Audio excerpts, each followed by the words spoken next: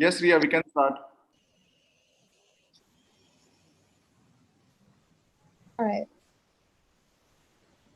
Good evening, everyone. We're honored to welcome all the dignitaries, academicians, industry professionals, and our dear students to the Pan India webinar, Academics and Career in a Post-COVID World, organized by the Higher Education Forum in association with Board of Industry Academia Partnership.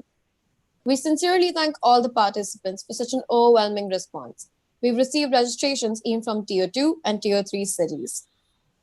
Let us begin our session on an auspicious note with the Saraswati Vandana, offering our respect and seeking guidance from the goddess of knowledge.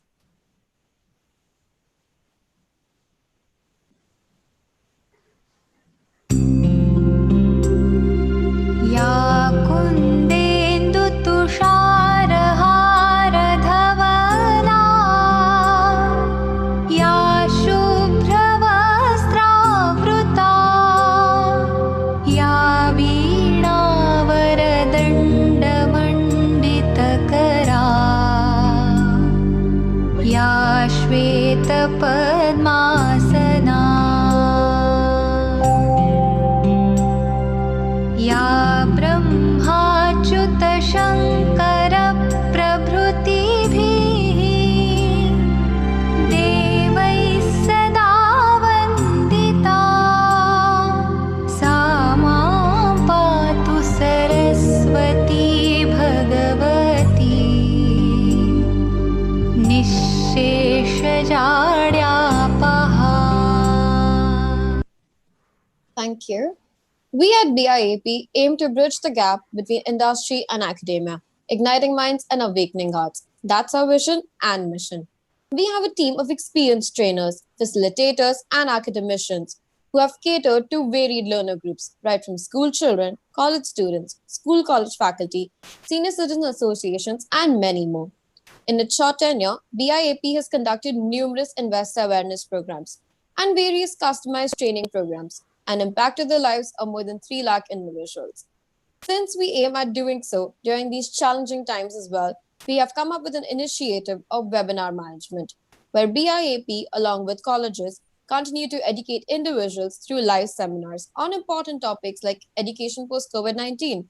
These seminars are officially available on our YouTube channel, BIAP Official. Higher Education Forum, HEF, is promoted as an advocacy group of individuals concerned with issues and challenges in the landscape of higher education in India. The individuals include representatives from all stakeholders of higher education. The sole objective of the forum is to help creation of an excellent world-class higher education system in India. This encompasses creation of appropriate structure, strategies, processes, and development of institutions. Today, we have with us Dr. A.K. Sengupta, founder of Higher Education Forum. He's also a former director at S.P. Jain Institute of Management and Research and was also former director at SIES College of Management Studies. It's a pleasure to have you with us, sir. I would request you to take it from here. Thank you. Thank you, Ria. Thank you very much. On behalf of the Higher Education Forum and BIAP, we once again welcome all of you to this particular enriching panel discussion we will have on a very interesting and crucial topic. I must appreciate the work done by the BIAP. I know Viraj very well, who is the founder of the BIAP. And we had also awarded him an outstanding entrepreneur award the last year. And that's my personal connection with Viraj started with that. He's a alumnus of HR college and he's a great entrepreneur, has been doing a great work, though the VIP is hardly 2 years old. So my congratulations to Viraj in that sense. Thank you so much, sir. Thank you. We have an exciting, very, very senior panel members over here.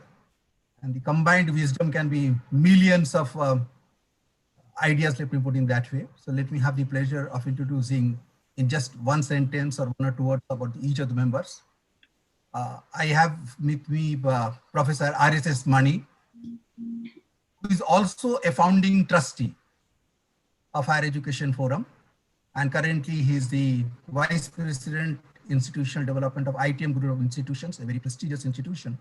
And we must congratulate him for also taking over the BMA presidency for this particular year. Professor Mani. Thank you very much. Thank you. We have with us Dr. Sanjay Muttal. Dr. Sanjay Muttal, in the parlance of the country, is known as an HR guru. He is possibly associated with the HR movement of the country from the very beginning. He has been a member of the various forums. He has been associated with the large and the small organizations at the head HR in various capacities for the last, I think, more than 30, 40 years. And right today, he's founded his own company, which is called Contempor Leadership and Business Solutions. He's an excellent person, and I'm sure he will be able to throw a lot of corporate insight into our discussion. Dr. Sanjay, welcome to the panel. Thank you so much, Dr. Singh. We have with us an international counselor. We thought it's always better to get an international perspective into the entire thing. And we have with us a very close friend of ours and close friend of HEF, an outstanding academician, an outstanding teacher and trainer, an outstanding researcher. And she is Professor Shanti Rajan, and she is a director all the way from the University of Stirling, RAC, that is UAE. We hope you are safe, Professor Shanti Rajan, and welcome to the panel. Thank you so very much indeed, Dr. Singh. Thank you. I have with me a very close colleague of mine, and that is Professor Lakshmi Mohan.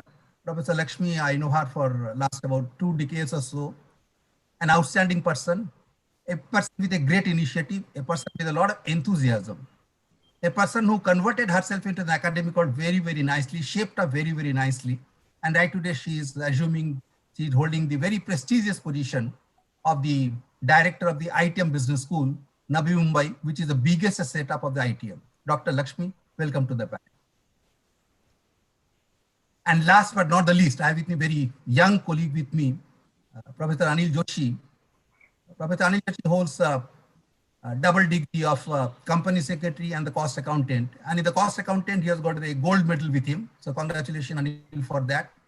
He's an outstanding speaker. He's an outstanding trainer.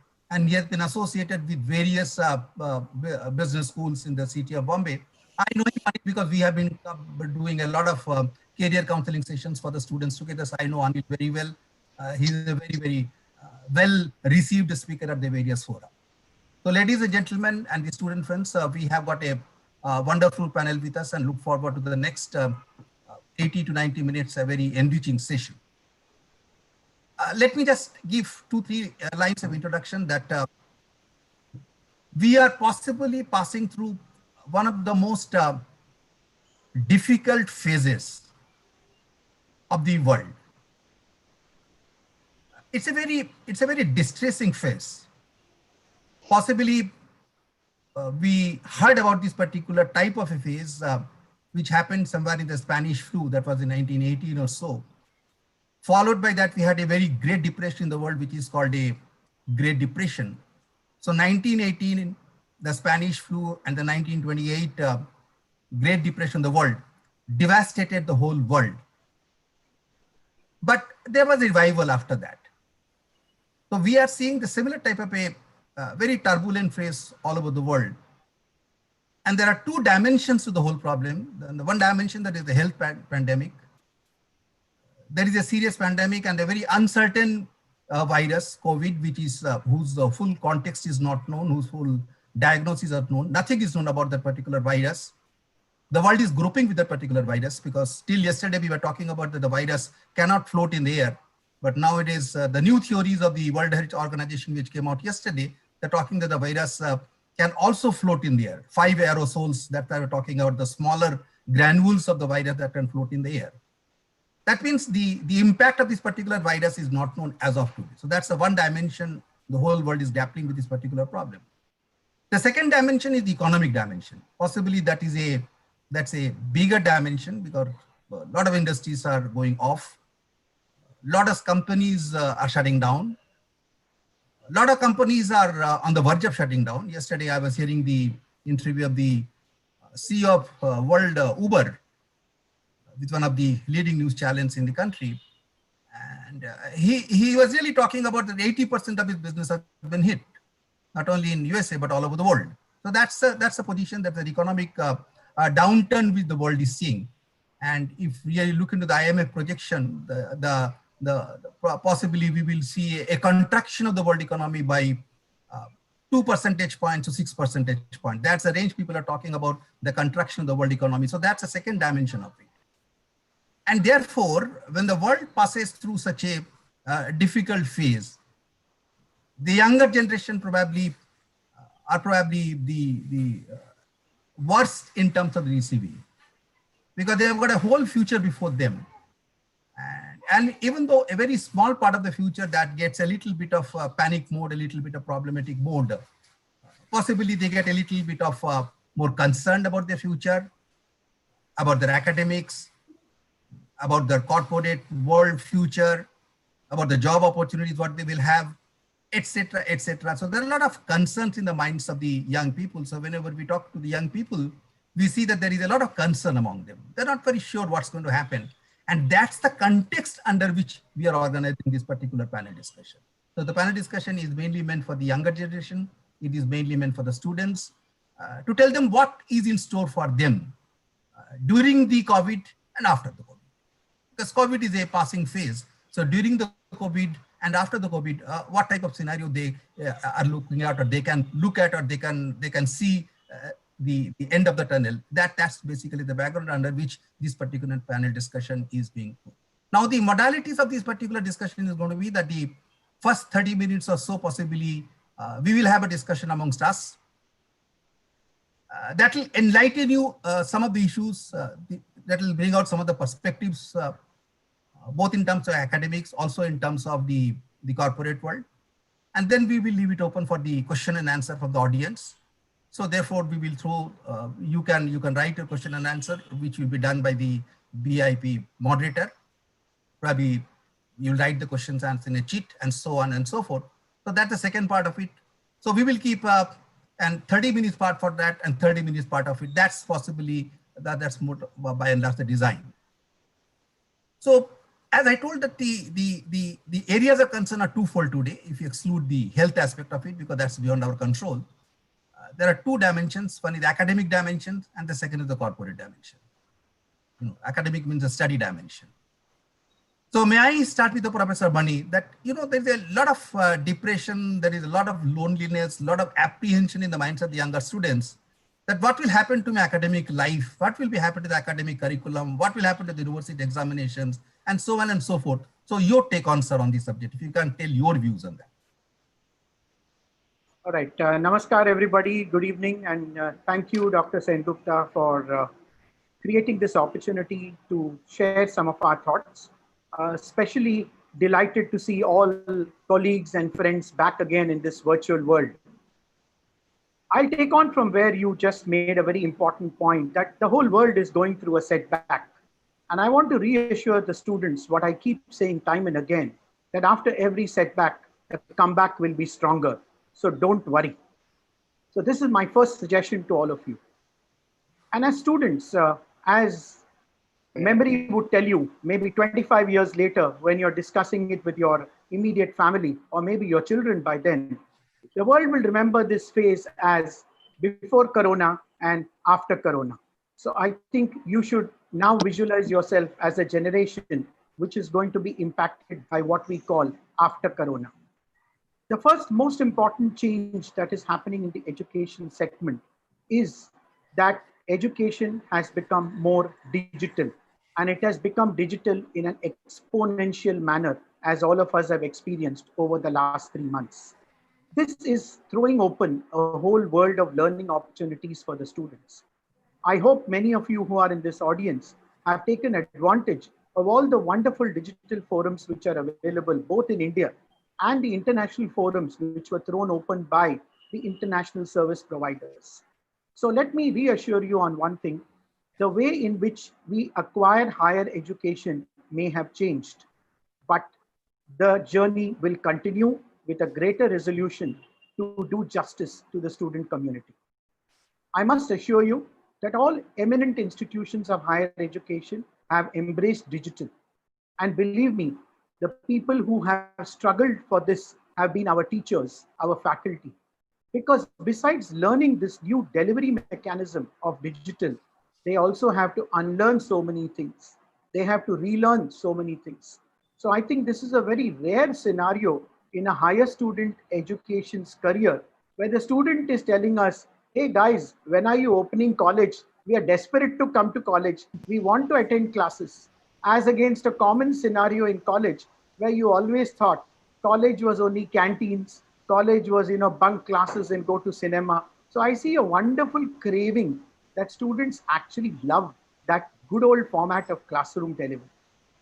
Having said that, let's remember that your teachers are going beyond the call of duty, trying their best to adapt to this changing scenario. And for you, this is a blessing in disguise, because the learning is not going to be restricted to the textbooks which you are normally used to, or the traditional projects which you are normally used to. It's going to be a whole learning universe. You might choose to discuss case studies in Japan and Canada. You may choose to discuss about what's happening in the Middle East, all sitting in the comfort of your classroom. Of course, the classroom is going to be different. And if there are some parents attending this webinar, and otherwise, please reassure all parents, every institution of repute is taking care of aspects of safety and security of students. The social distancing norms will even force us to have one student in a bench, which actually means you're going to be having half the number of students in the class. As educational institutions, where can we find space overnight? Which means we are going to work double shifts, and which means you are going to work double shifts. So suddenly what you read about factory work culture or working 7/24 might actually become even an academic work culture. There's going to be more choice, there's going to be more flexibility, but at the end of the day, we are going to fall within a system which is prescribed to us by the authorities of higher education. Last but not the least, before I sign up for now, be ready for blended learning. The world is never going to be the same again. And I think it's perhaps for the good. I always philosophically believe that whatever is happening for good. If you don't see sunshine anywhere, why don't you be the sunshine and pave the way ahead for one and all? Best of luck to all the students with this assurance that we teachers are always here to help you. And as we say in lighter vein, you might have 2G, 3G, 4G, 5G, but you can never replace Guruji. Thank you. That's great, Professor Mani, and I think that gives an assurance to the students that are going to be, not only better, students might be better than even today. Professor Lakshmi, I have got a question for you. People always talk about that MBA gives the best resistance against, any adversity. So MBA education is the best education. And, because that provides a cushion, for any type of adversity. What's the thought on MBA education, and what do you think about it? Mike. Lakshmi, you're muted. Yeah. So this question that you asked me about MBA, let me divide it into three parts. One is, why do I need to do an MBA? Second is, what kind of MBA formats are there for me to pursue? And the third is, how do I, even if I want to go for a full-time MBA, what are the kind of entrance tests? So in the first point that I want to emphasize is, why do I need to do an MBA? MBA teaches you all the business functions, which you will not probably have in your graduation stream. So the idea of, or the understanding of business functions will enable you to get into a corporate, will also enable you to start your own business. MBA also gives you a lot of practical learning in the form of internships and live projects. So that again brings you closer to the corporate. MBA again builds your technical skills as well as your soft skills. So there are numerous reasons why one would want to pursue an MBA. I think it's one of the best ways to build your career graph and a growth in the corporate. Now over to the second part of it, how many kinds of MBAs are there? So students would have a lot of opportunities to do an MBA, and there are various formats as well. Let me talk about the full-time MBA first. The full-time MBA is most ideal for freshers, and for a full-time MBA, you can give your entrance test somewhere, while you're pursuing your final year.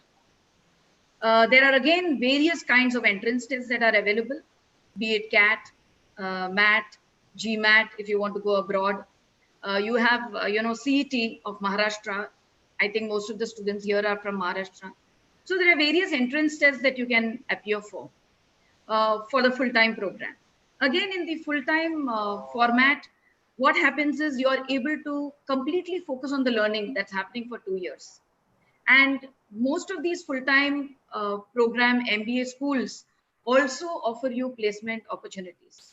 So it also becomes an opportunity for you to get into the best of corporates, because these are business schools which have excellent industry connect, and they're able to provide you the best of opportunities in the form of companies that come on the campus to pick up the students. Let me talk about the second type of MBA, which in case you have taken up a job after your graduation, then you can go for a part-time MBA. Okay, so a part-time MBA again could ask for certain experience, right? There are schools that would say you must have about 2 years of experience. There are schools that would say 3 years of experience. So different schools have different criteria for you to take as a student for the part-time MBA. Again, a part-time MBA would stretch for a longer duration. While a full-time MBA would be 2 years, a part-time MBA would be around 3 years.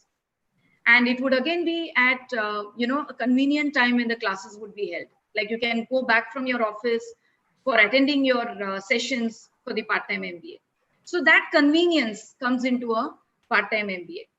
The third one would be an executive MBA. So what do you actually require for an executive MBA? Is it good to do an executive MBA after your graduation? I would say no. It's always good to go for an executive MBA if you are in the corporate for about 4 to 5 years, and now you feel, there's some stagnation in your growth, and you would have to do your MBA so that, somebody else is not going to overtake you. And also you want more learning about what happens in the business scenario. So an executive MBA is best suited for people who have already gained some experience and exposure of the corporate. The last, I wouldn't say last, the fourth one would be the distance MBA.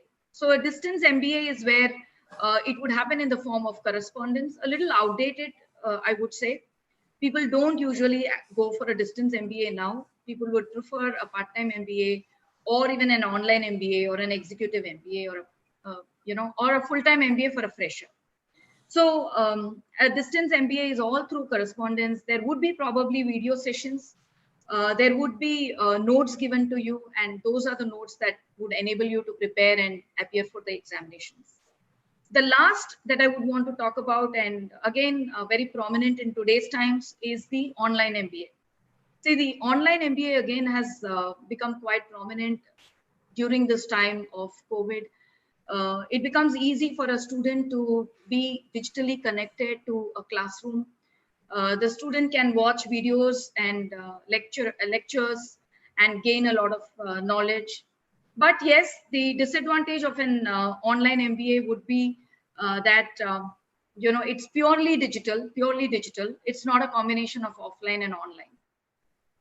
So there may be certain certain things that you will miss out on.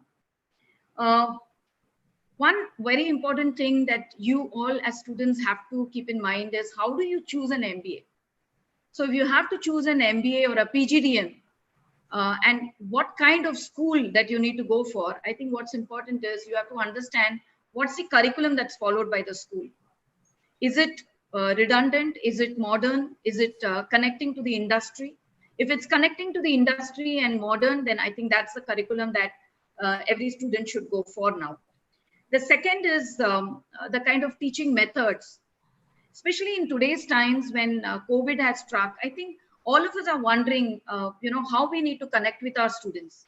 And if we are still stuck with only the offline method of connecting, we are going to disappear. So that's the reason you need to also follow the blended pedagogy. And you must, of course, look at the school which is able to provide you the best of methodology in teaching. The third is also the kind of placement services that the school has if you're going for a full-time program.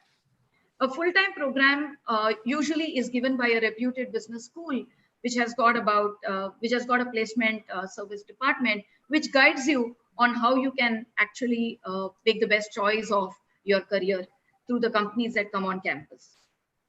Also important is understanding the regulatory norms being followed by the school, whether the school is of reputation. And if you actually look at today's scenario, there are around 5,500 schools. So students, there are so many schools, and it will always be difficult for you to find out which school that is the one that you need to choose. With so much of confusion and a chaotic scenario in education, I think it's also important for you to do a lot of research. You have many of these platforms like Shiksha, College Dunia, and so many of them, which can again guide you on which is the school that you can go for. Also, you can find out through various rankings, though I wouldn't say those rankings are 100% correct and they would guide you, but then you will have a fair idea about the reputation of the school and also the accreditation of the school.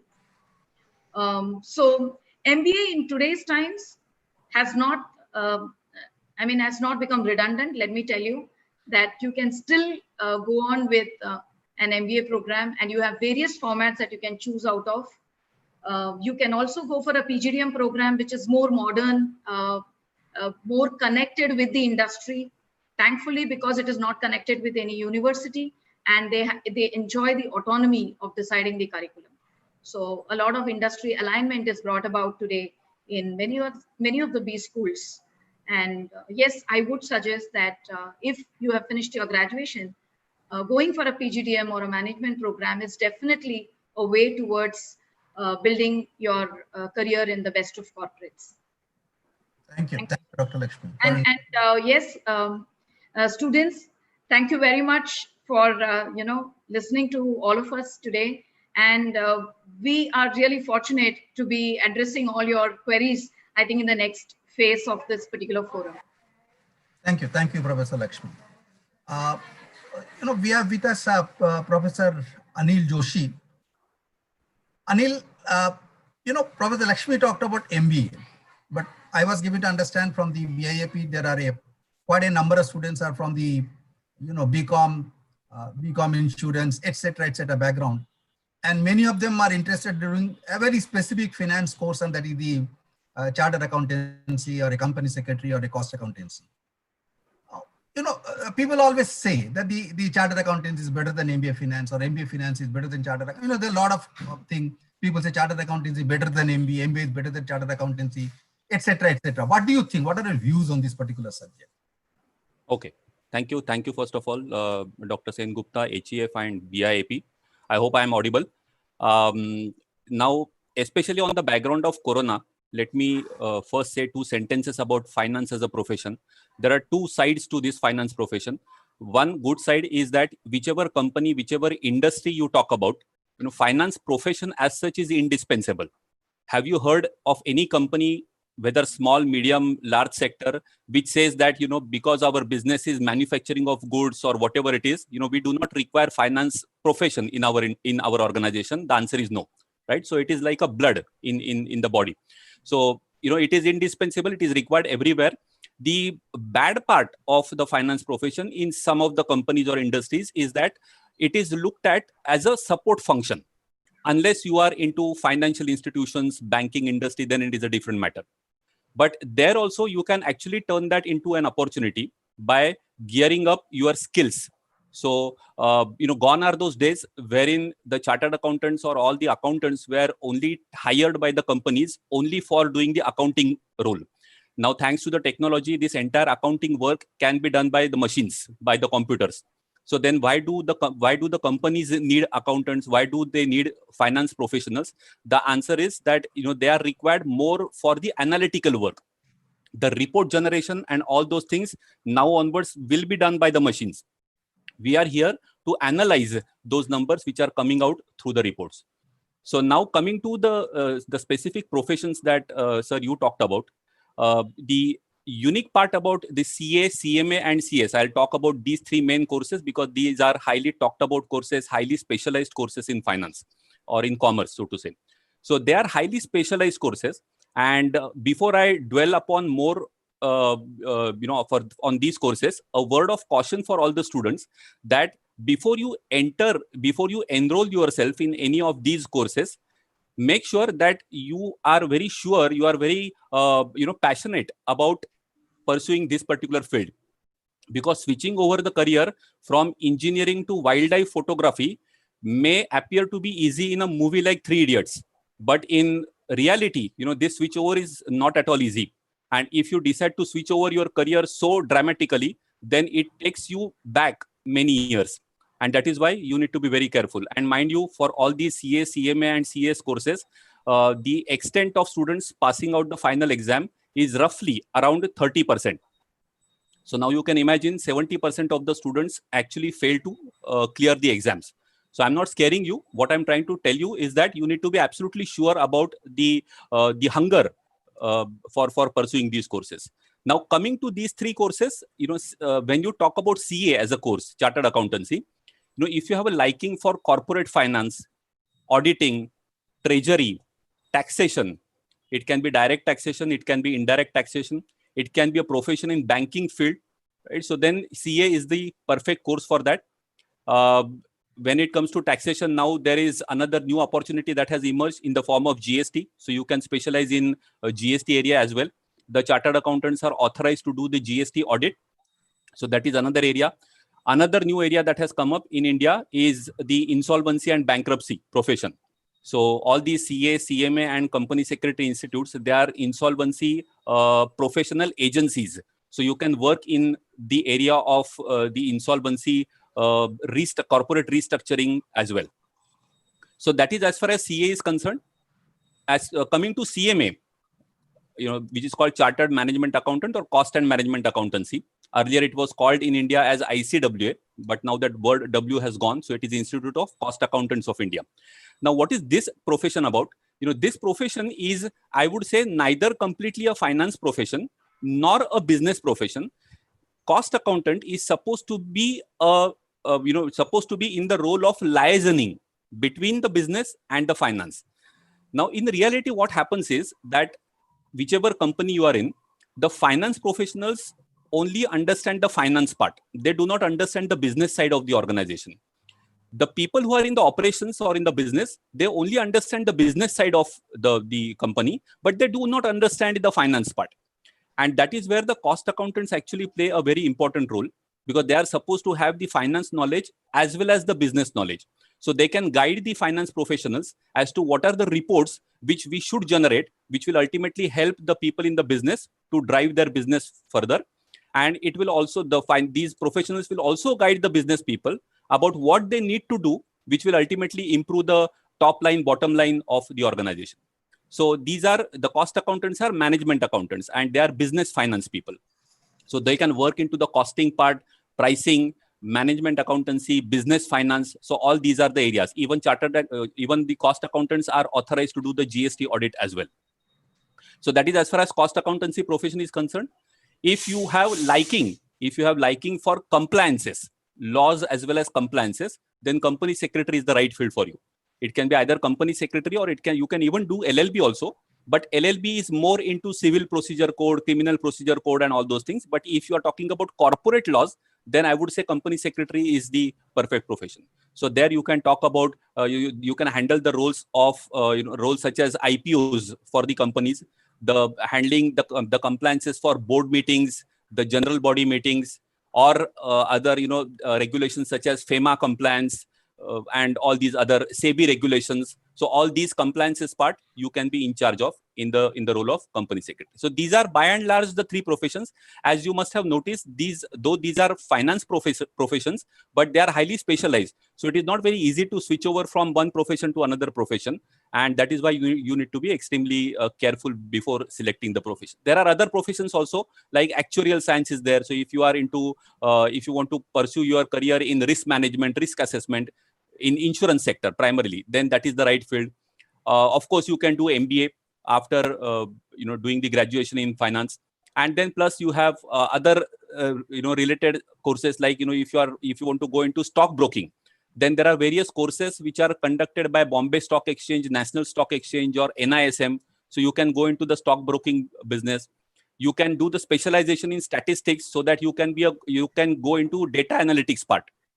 And then plus there are other things like finance journalism, so on and so forth. But these are the main courses where there is still tremendous opportunity in finance. Thank you, Anil. And I think we'll come back to you later on as we go along discussion, because that's one of the interesting areas actually. Sure, thank you. Sanjay,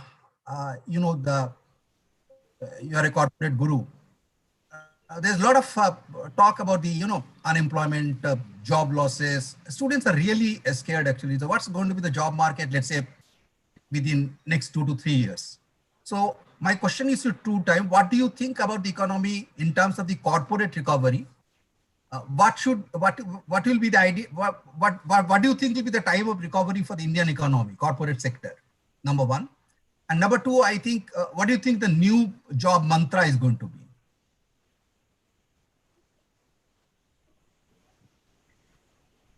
Thank you, Dr. Sengupta, and good evening to my co-panelist and everybody on the webinar. Pleasure to be here. Dr. Sengupta, very precise 2 questions you asked me, but before I go there, I just want to spend a couple of minutes on today's reality. Reality today is there is uncertainty. And they always say, when in doubt, keep moving. So if you are uncertain, then being static is not going to be the solution. What do you do when you keep moving? When you keep moving, you do something which you are not doing today. And therefore, I think investing in self today, since there is a pause time now, is the best thing that any student can do. On your specific question in terms of economy, there are lots of theories floating around. The jury is still out there. But I think very pragmatically speaking, we are not going to see any positive moment till the first quarter of the next financial year. That's my personal view, which is April of 2021. Does that mean next, say, 9 years are going to be doomsday? No. There will be sectors which will do well. There will be sectors which will try to come to terms with the new reality. What are the sectors that will continue to do well? E-commerce will continue to flourish, not do well, they'll continue to flourish. Communication technology will continue to flourish, the Zooms of this world, because that's the only alternate way of reaching out to your customers, reaching out to people. Healthcare, the entire 22 yards will do well, right from your pharma companies, to healthcare providers, to insurance providers, to hospital, the hospital ecosystem, the hospital tourism, counselors, that entire healthcare ecosystem will continue to flourish. And then we have pharma in real sense, that is right from discovery till commercialization of the molecule. Again, the entire 9 yards will continue to flourish. and the supply chain as a profession, supply chain as a specialization will very, very well evolve and flourish. It's evolved today, but it will flourish. So these 4, 5, 6 sectors will continue to not only flourish, thrive really well. Where problems are is wherever there was lots of B2C element of markets, your travel and tourism, hospitality, auto in fact is seeing green shoots already in June. But these sectors will take time to come to life. So to your question, 2021, first quarter is when I see a good recovery and some normalcy coming. Next 9 months are going to be tough in terms of getting to reality, getting to the normalcy. But you know, every crisis is an opportunity to rediscover yourself. Every crisis is an opportunity to learn. And here I'm saying, especially in the context of people, especially in the context of students, this is a good time for you to start. Because when you start in adversity, when the good times come, you are already excelling in what you are doing. Therefore, take a pause and look at, you know, the mantra today is survive and then thrive. We are now in the surviving zone. Survive in terms of in terms of specializing in the strength that you have. The corporate world is going to look at newer opportunities for newer talent. Be rest assured, one thing that you really are doing well is your digital native. The whole ecosystem of corporate world is moving to digital platform.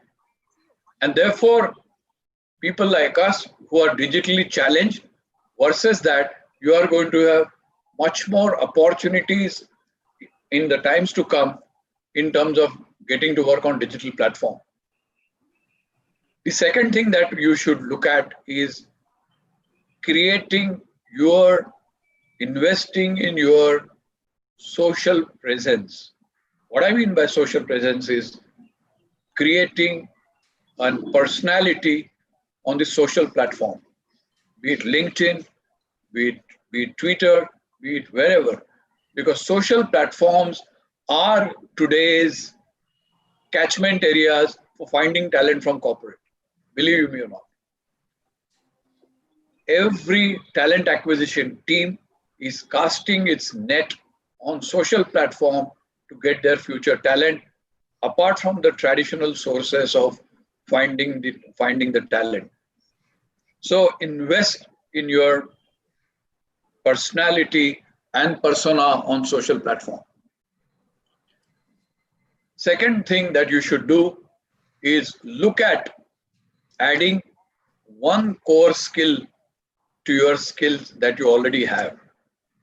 Now, if you have a skill set of human resources, then you add one more skill of learning something in supply chain, learning something in finance for non-finance, learning in something on marketing paradigms or something like that. Because what will happen is when you go to corporates now, they're going to look at a little broader personality and skill set than the standard ones.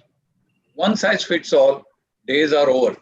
And therefore, if you can get +1 of something apart from what you have, that really will differentiate you from the rest.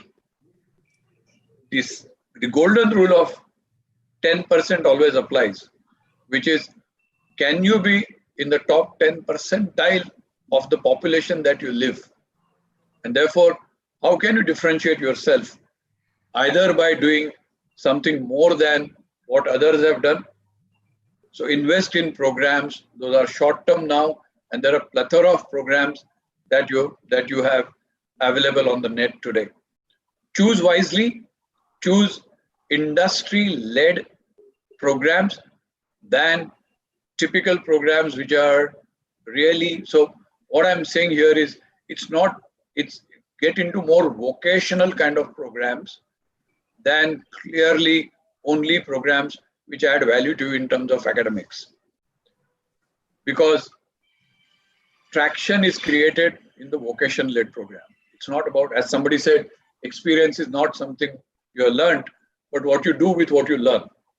And therefore, application of that is what you should be doing in this interim period. And last but not the least, I think it's also time to invest in yourself, invest in understanding the business ecosystem. For plain graduates, can you understand each business model? How do you understand that? Try doing simple things. First thing that when I was a student, I used to do is read Economic Times. Try and understand the language of business. Try and understand the phrases in the business. What that does to you is you start thinking here and grappling with that. When you grapple with something, you lead to somebody and ask that person question around what this particular phrase in economics mean, what this particular phrase in business mean. Can you understand the balance sheet? Can you understand what is P&L? Can you understand what is depreciation? Now, many of you may not understand, but that does not mean you should not understand. Therefore, start engaging with people in your own circle of influence. Go to people and try and understand the business, try and understand the business model, because when employers start coming to you, they are going to look at much more than only what you have. And therefore, adding something to your personality, your CV, now is the time to invest. I think if you do some of these things, you will not be static, you will keep moving, you will keep adding value. And when you add value to yourself, that reflects. And that reflects in everything that you do, which is your personality, persona, and your curriculum vitae. So keep doing that. Please don't take a pause and start blaming this ACBC period before Corona and after Corona. You will have to take charge of yourself. These are tough times, but tough times don't last long. Tough people do. And therefore, invest in yourself. Start keeping asking questions to yourself as to, one is to blame and say that, boss, nothing is going to happen. These are bad times. I'm not going to do anything for next 6 months, next 9 months. So cry over it. But the second thing is take charge of the situation. Become, as I said, in top 10 percentile. Add something to your skill set which you do not have. And there are many more avenues open to you today.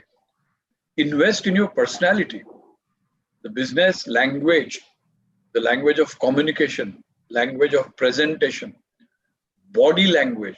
Invest in these intangibles that you can invest in and become somebody that a corporate would like to hire. That's what I would like to say at this stage. Thank you, Dr. Sanjay. Professor Shanti, you're the last person, but probably the most important person. All we talked about from an Indian perspective. You are an international counselor, an international academician. What do you see about this effect of Corona in academics over there? How the students are feeling there? What's your take on the entire thing? All right. A very, very warm welcome and good afternoon, ladies and gentlemen. Thank you, Dr. Sen, HEF, and BIAP for this wonderful platform. And I think what I'll do is I'll kind of pull a thread from all my co-panelists and kind of, sum it all together. And I absolutely love the fact what Professor Mani was talking about, learning and relearning and unlearning and so on and so forth. And Professor Anil and Dr. Lakshmi and Dr. Sanjay, the impact and the importance of upskilling yourself in terms of facing the real world. Now, as a person who teaches change management for the master students, and this is something which I constantly and continuously tell people in the corporate or for my MBA students, change is a constant, change is inevitable. And, that's something which we really cannot avoid. It could be a COVID-19 today, tomorrow it could be something else. So at this point in time, mankind is obviously battling COVID-19 on an unprecedented scale, and which is which the history has often witnessed. And this pandemic has caused the hardest hit to the basic communities, and unfortunately, it has hit the education sector big time. But in UAE, just like in any other parts of the world, all the schools and all the academic institutions have gone on migrated to an online platform. With the kind of infrastructure that we have here, with the kind of technology that we have, and with the kind of LMS platforms that we have in this part of the world, migrating to an online platform honestly was not very difficult, if you will, and it was kind of instant, but obviously it had a lot of challenges. And one thing which I, in a couple of forums that I have attended for HEF as well, one thing which I have heard often is, is online a new normal? Honestly, if you look at it from an education perspective or in academia, online teaching has always been there. It's been there since the last 15, 20 years. I've taught on an online platform for a good 10, 12 years. So online teaching and online learning is honestly not very new. But the only thing is, how adept were we when something like a COVID-19 hit us, where, for us to kind of migrate, and the kind of challenges that we faced, how adept were we to adapt to that changing situation? And this is where kind of brings me to a very, very simple, yet an interesting change management model of Nadler and Tushman. And this is one thing which I teach, my MBA students as well. If you were to plot an organization in a sigmoidal graph or an S-shaped graph, what I tell my students is, if you are an entrepreneur or if you are a manager working in an organization, obviously your end result or your bottom line is to ensure that your organization is profitable and sustainable. So if you want to be a profitable organization, if you want to be a sustainable organization, what is that you would do as an entrepreneur to ensure that the growth is happening, and the growth is happening in a way that none of the external pressures and demands is going to have a hit on us? Now, why I'm saying about this, a sigmoidal graph, and why am I talking in terms of the growth? As social human beings, we are also doing exactly the same. We are also talking in terms of, how adept are we to face any kind of external pressures and demands, and how adept are we in terms of, facing those challenges. So if you were to look at a Nadler-Tushman model of continuous improvement, so that you are in a better state or in a better position, no matter what the external pressure and demand is, how adept have you, it's a question that you need to ask yourself, how adept are you to make those proactive fine tunings? So when I say proactive fine tunings, have you upskilled yourself? So no matter what the external pressures and demands is, you have really upskilled yourself so that you can face any kind of challenges. So the question that you need to ask yourself is, have you been proactively and continuously and incrementally upskilling yourself to face any kind of challenges? Or do you wait for a COVID-19 to, hit you so that you have to react and adapt instantly? Where are you in that particular framework? So when you are talking about a continuous improvement, it's not just institution. Now, why did I tell you about an institution or an entrepreneur? Is because that's what good entrepreneurs do. That's what good leaders do. That's what good CEOs of organizations do. They continuously monitor what kind of resources, what kind of strengths that they have within the organization, and how would they capitalize those strengths to take advantage of the external threats and challenges. That's an organization. You are no different. So as a student, There is absolutely, you should absolutely not have that fear saying, I don't think I have the skills. If you know you don't have it, what's stopping you from, gaining those skills? So ask yourself, how have you been continuously and proactively fine-tuning yourself in terms of upskilling, and how have you been reacting and adapting so that you upskill yourself in terms of facing any kind of challenges, so that we are now moving away from this concept of entrepreneurship to intrapreneurship. So we are saying, like everybody says, we're talking about the gig economy today. So opportunities are aplenty, honestly. Now, from this part of the world, and I can say that with a lot of conviction, as an academic and as a director of an institution, we have always advocated this concept of preparing students for the real world at work. And I'll tell you how we do that.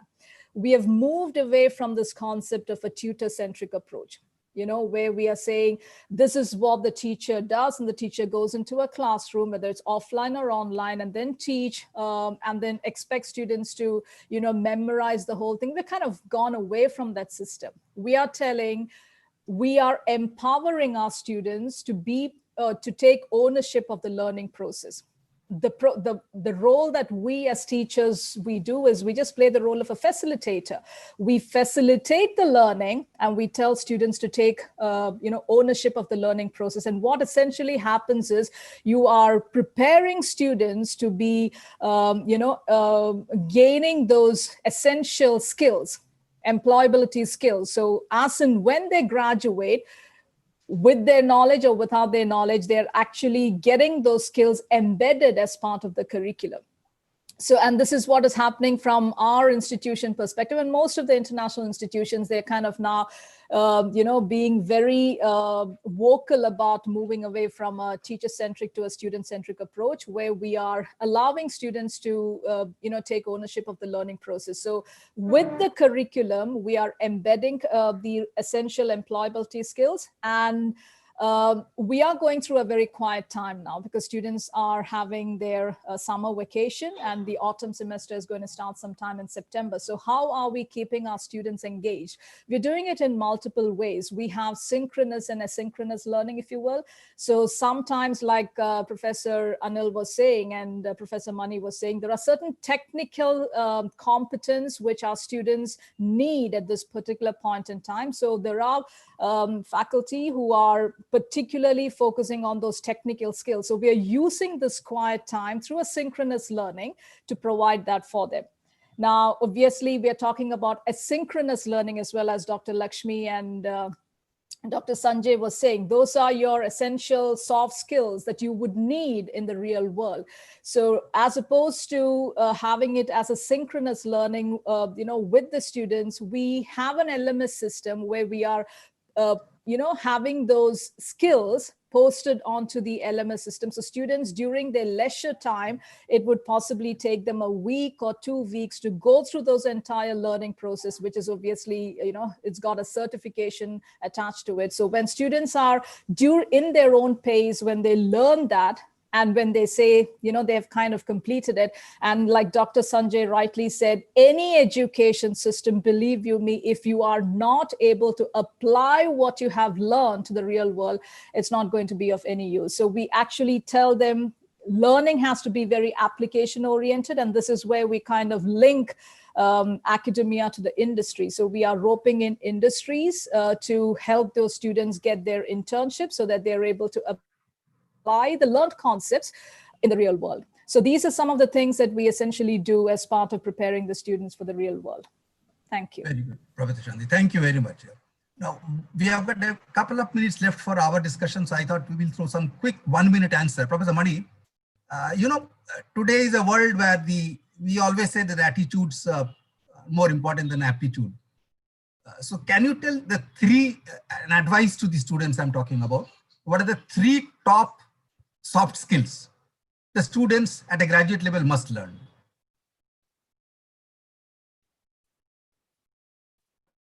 For me, top of the list would be listening skills. This is most critical as far as the world ahead would dictate. The second skill which they need to develop is teamwork skills, because no more are we going to look at people working in silos and in isolation. And the third one, which I may not call a skill, but it is still something which has to be indoctrinated, would be agility. So these are my top three as far as suggestions for students go. Thank you. Thank you. Professor Lakshmimohan, you know, today's the students, we always tell them that the communication skills are very important. Now, when we talk about a communication skill, we'll also talk about the oral communication skill as well as the written communication skill. Can you tell the students 1 minute advice, what they should do to enhance their communication ability, both in writing as well as spoken communication? Okay. So there is verbal, non-verbal, both kinds of communication skills. If you have to improve your verbal skills, especially English communication skills, I would suggest listen to, NDTV, listen to CNN. You learn industry or, you understand about what's happening in the industry. At the same time, you're able to improve your English. Your vocabulary improves. You can also record yourself, whenever all of you have got gadgets. And while you're speaking, you just need to record yourself, play and see how your body language is. So you can improve your body language, you can improve your voice modulation, you can improve your vocabulary. You can also get certain apps which will help you to improve your vocabulary. So there are a lot of English exercises available online. You can practice those exercises which will improve your grammar and ability and fluency as well. There is also an English lab in many of the schools. So our school has got an English lab. So this English lab enables the student to hear, again, speak the lines, and then the lines are corrected by the lab or through the technical way. So that is another way, of course, but that may not be possible for you. But I would suggest do a lot of newspaper reading, listen to news online. All of you have got gadgets. Do some good selfies, record yourself, hear yourself. You will know how you sound. Okay. And you can always improve yourself. You are known by the, friends you choose. So have friends who can communicate well with you and teach you good manners and etiquettes. So I think these are a couple of things that you can follow, students. Okay, great. So, Dr. Sanjay, you are a person from corporate. Just three main skills or the attitude or whatever you talk about the corporates look today while they'll be recruited in the post-corona area. Yes, the first and foremost is going proactive. Corporate always looks at somebody. When I'm walking through a corridor and I'm trying to interview somebody, I'm just looking at who's being more proactive, who's giving me that body language of being more proactive. Is he among the group of 10 trying to wish me? Is he group of 10, he's being a little different than the rest? So differentiation, creating differentiation within yourself is extremely important. As Professor Mani rightly said, at the bottom of the pyramid, generally where you join in the management, team playing abilities are extremely important. So are you able to connect with the lowest member of your team in terms of being proactive and taking him along with you is something that a corporate will always look at. And third important thing that I would look at is somebody who's adding to do something more than his call of duty, which is, are you willing to, very normally speaking, are you there only for your time that you are required to be? Are you willing to spend a little more effort in being available to the organization beyond your call of duty? Some of these basic things, if you do, I think you will always be noticed. Important thing that's going to happen now in the next 9 months or even in time to future, which Dr. Shanti Rajan spoke about, is the model of economy is going to change, and we are going to embrace gig economy. What is gig economy? Gig economy is going to throw a model of employment at you, which is going to be driven by more, not the tenure driven, but more contribution driven. How can you add value in the 6 months that an organization engage you in terms of your contribution so that you get next recall whenever there is that particular skill that organizations require. Gone are those days where you're going to get one appointment letter where you are appointed at the age of 21 and it says you're going to retire at 58 or 60. It's not going to work anymore.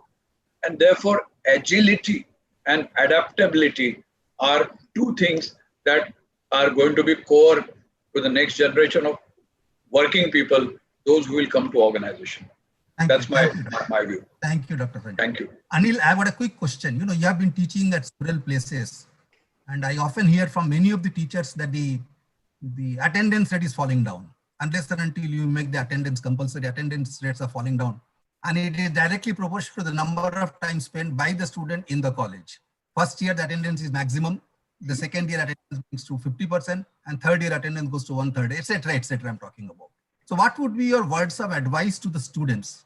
That, of course, it's the duty of the teachers also, but what is the word of advice to the students that to keep them motivated about studies, because studies are important. Correct. All right. So for any student to be a good finance student, what are the qualities required? The first and foremost, basically, you should love that subject.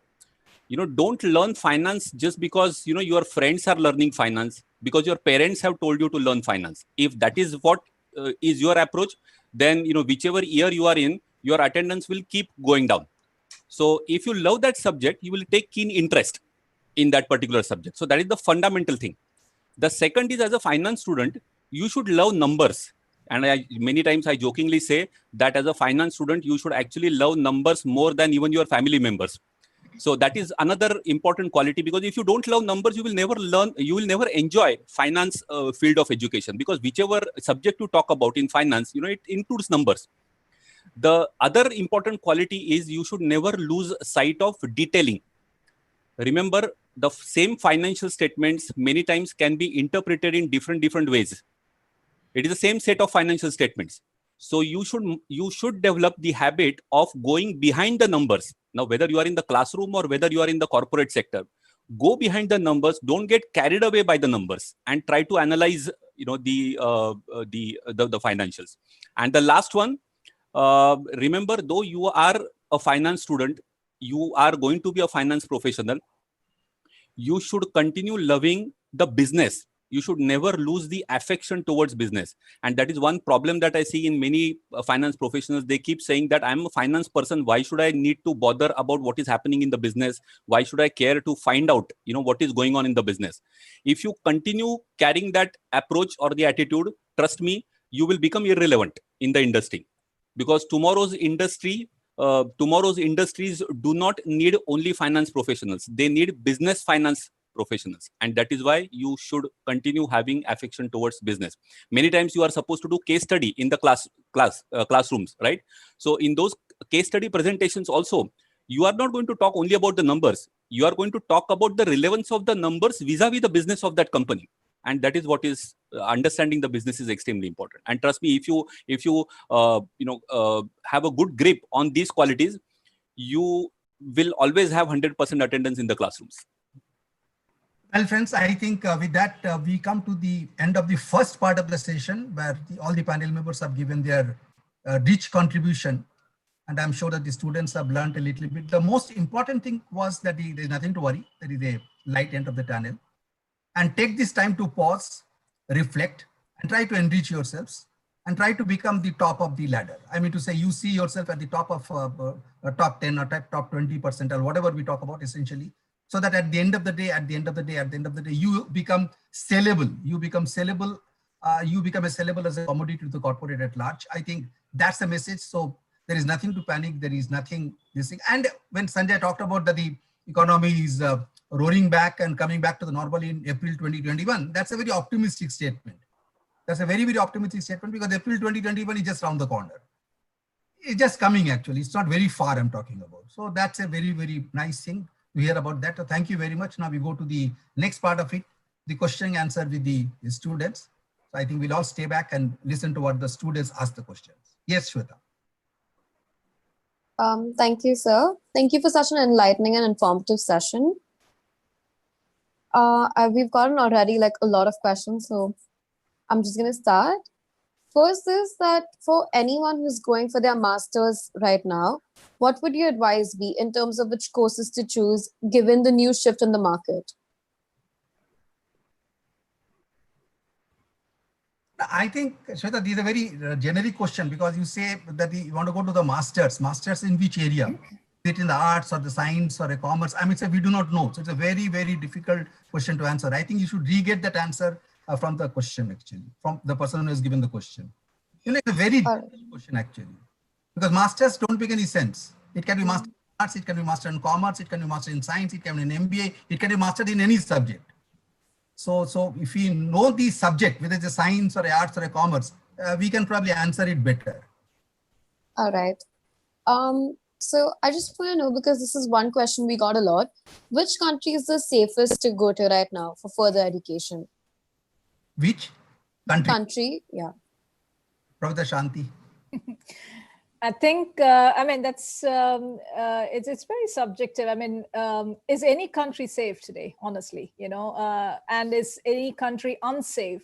So it's all about perception, honestly, because if I were, you know, the person who posed the question, I would possibly make good use of the time given now, the quiet time, as opposed to looking at, you know, which country should I go. But having said that, if it is a student, I do understand the concern. If the student is actually talking in terms of a future education of wanting to go abroad, you know, we just have to wait till such time that things clear up. That's the best thing that I can do. You'd rather be safe than sorry. And use the good time, the quiet time to, you know, to upskill and, you know, make the best use of it. So I'm not sure in terms of whether any country is safe or, for that matter, any country is unsafe. It's all the same everywhere. It's just it's a question of perception and how best you're going to take advantage of it, if that answers the question. Can I add to that question? Shweta, are you there? Please add. Hello? Hello?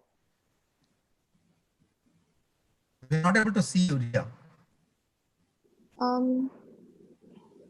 you there? Yes. Yeah, she's there. You can go ahead. Yeah, see, it's like this. More.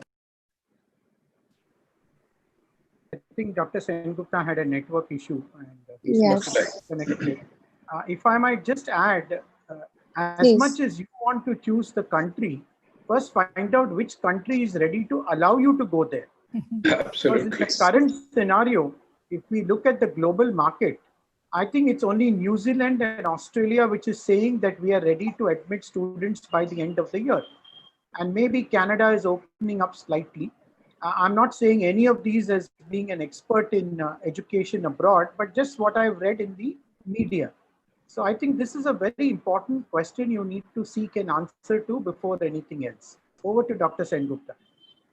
And if I may add to the earlier question, which master should I do, depending on what industry is hiring today for, that's a wrong approach to take. Very true. You decide first what you are good for and what you are naturally aligned to. Absolutely. Then getting into a function which really doesn't belong to you or you don't belong to that function. And then investing in those 2 years and then say, shucks, I'm not enjoying what I'm doing. So first, look at what you naturally align to. What is your personality suited for? What are you really good at? And do that. Because if you really do that and do that well, industry will come and pick you up and not vice versa. Thank you. Thank you. Hello? Yes, sir. Yeah. Go ahead. Viraj, am I audible? Yes, you are. Yeah.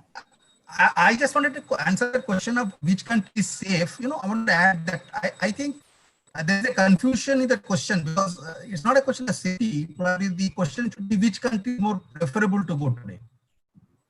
You know, because you have to look into the country and the university and the visa regulations and the job market after the graduation, etc., etc. So it's a big complicated matrix. It's not a simple thing. It's a very, very complicated matrix. But all said and done, you know, the countries which are competing today, possibly USA, the UK, Australia, the New Zealand, etc. These are the countries which are competing today in the marketplace. But if you look at the global acceptability as of today, if you're looking at if you get an admission at the best of the institutions of the USA, I would say there's nothing going back. If you're going an admission in Harvard University, you're going an admission in MIT, or if you're going an admission in Cornell, or you're going an admission in Duke University in America, I don't think there is any going back on that.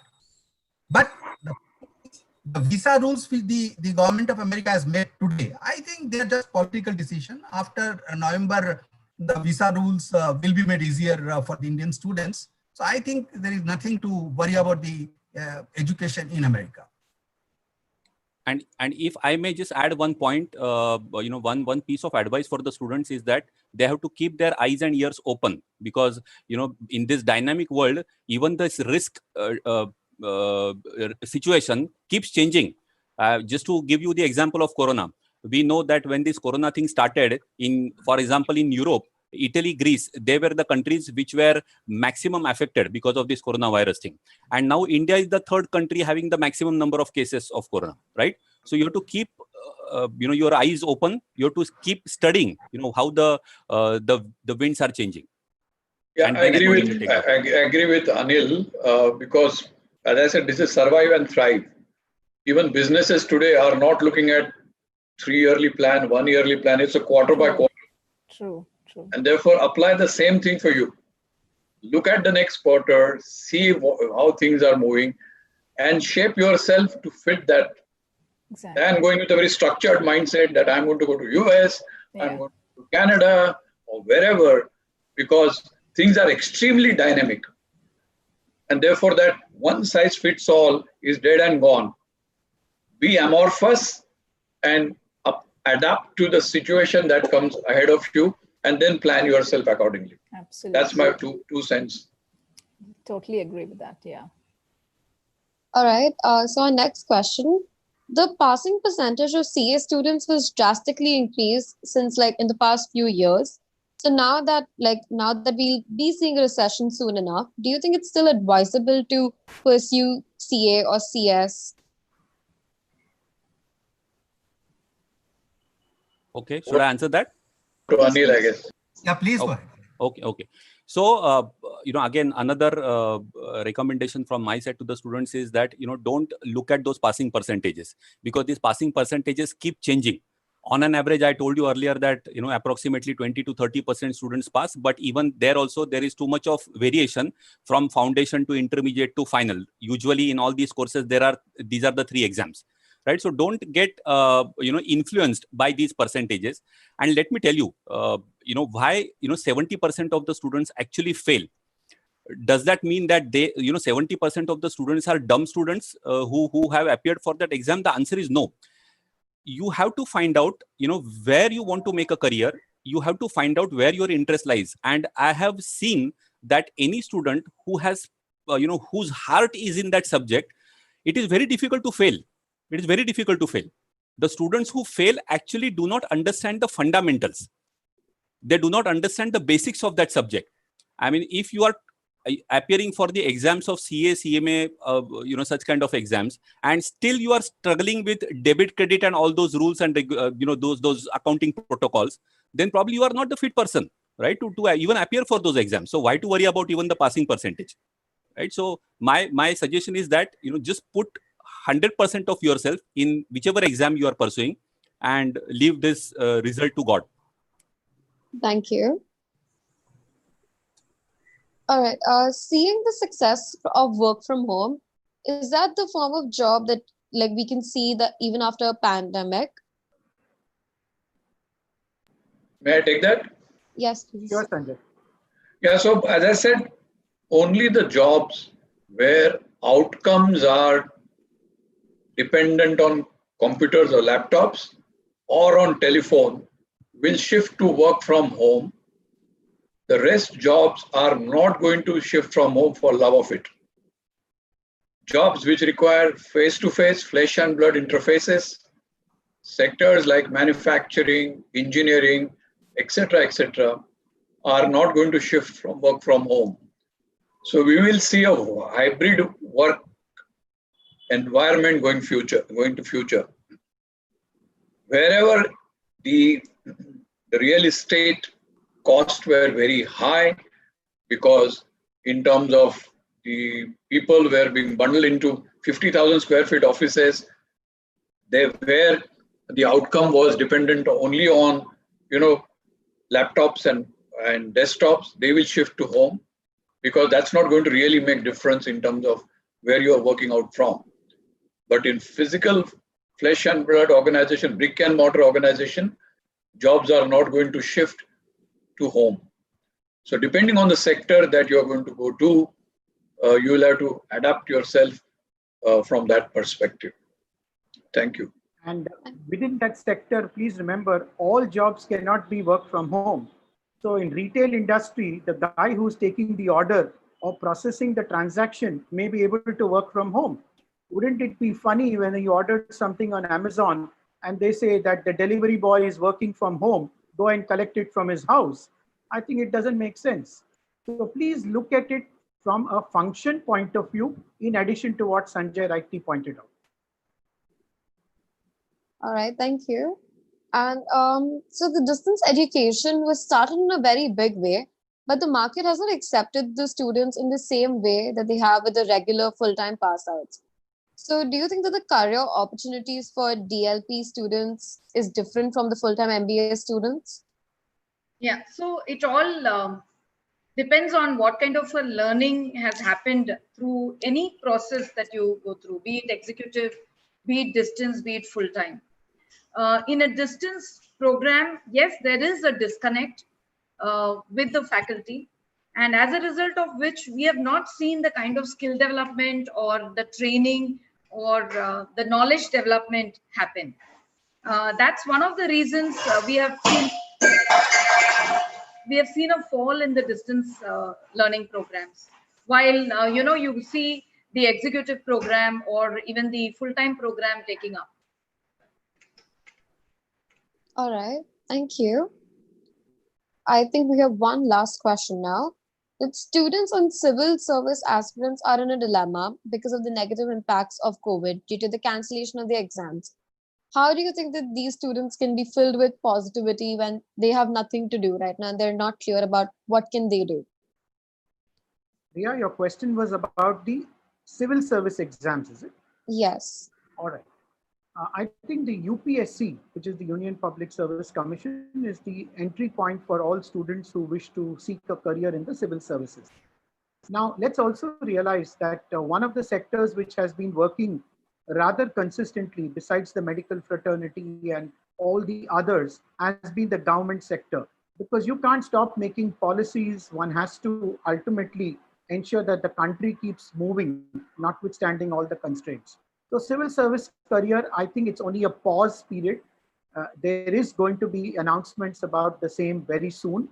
And in the meantime, as all my colleagues have rightly said, use every day, every week, every month to upskill, get knowledge, read up, ensure that you get certified through the various international portals which are giving you these services free.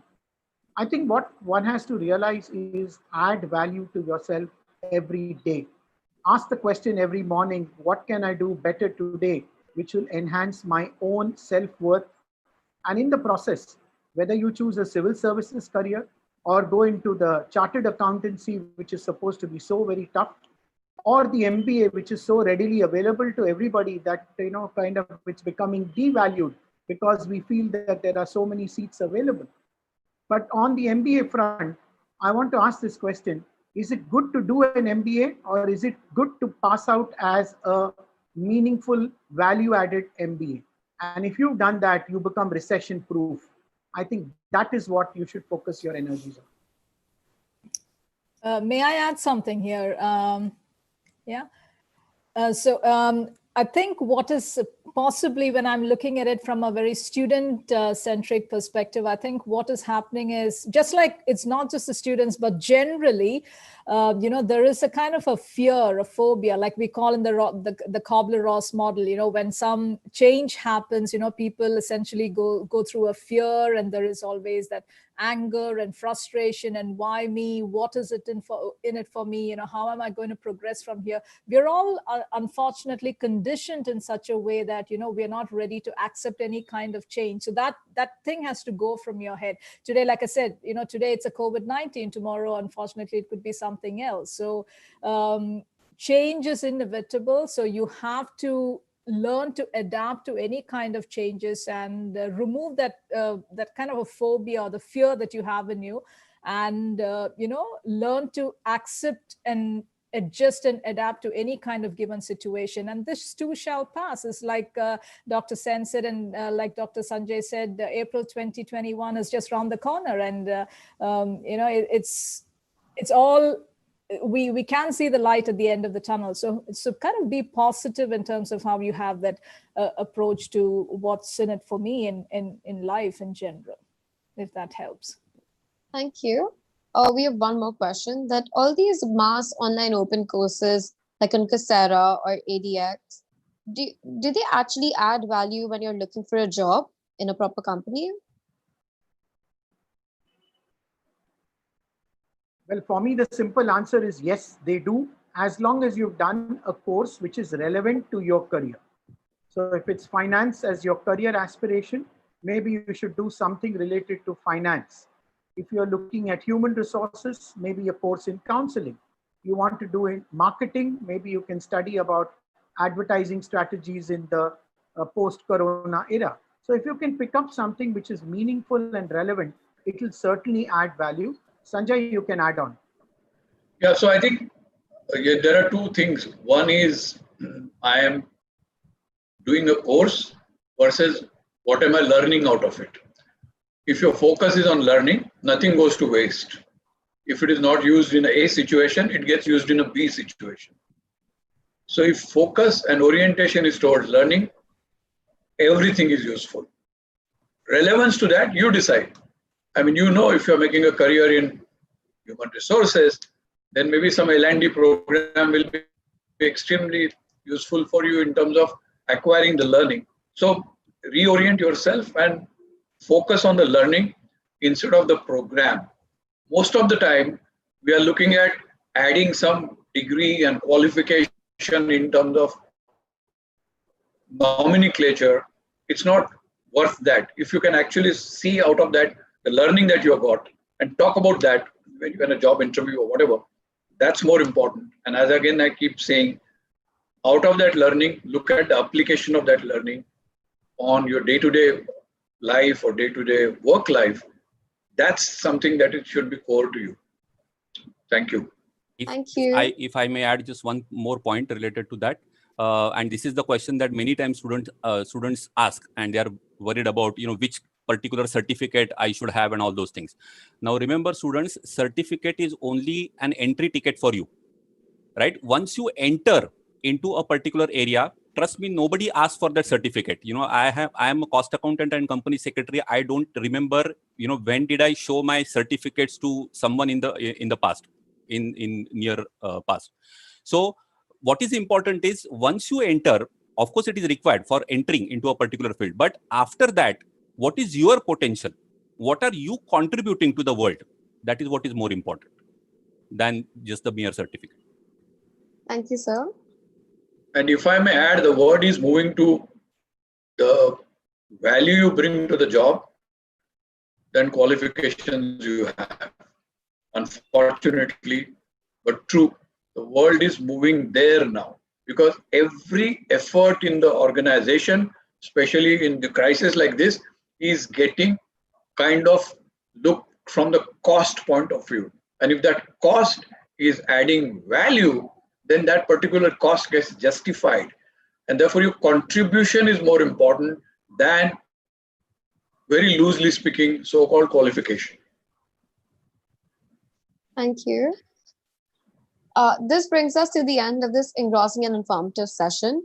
I would like to express my sincere gratitude towards A.K. Sengupta sir and HEF for giving us the opportunity to enlighten everyone with this extremely helpful session. I would also like to thank all our panelists, Professor R.S.S. Mani, Dr. Sanjay Mithal, Professor Shanti Rajan, Dr. Lakshmi Mohan, and Professor Anil Joshi. All of you, thank you for being on this session and thank you for giving us your wonderful insights. Thank you for having us. You're welcome. Thank you so much, BIP and also HEF.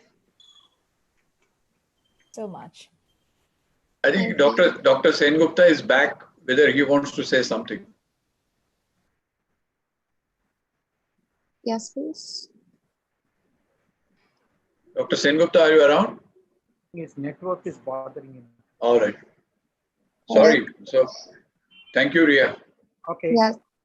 We're also thankful for the overwhelming response and active participation from our participants. We certainly hope that this session has been productive for all of you, and we wish that this knowledge shared with you helps you today. The link for the feedback form will be shared on the WhatsApp groups. Kindly fill in the same, and we will be mailing the e-certificates to you in a week's time. For more such insightful and valuable webinars, check out our YouTube channel, BIP Official. Like, comment, subscribe, and press that bell button for latest updates. Thank you. Thank you. Thank you. Thank Thank you, you. Thank you, everybody. everybody. Bye. Bye. Bye. Bye.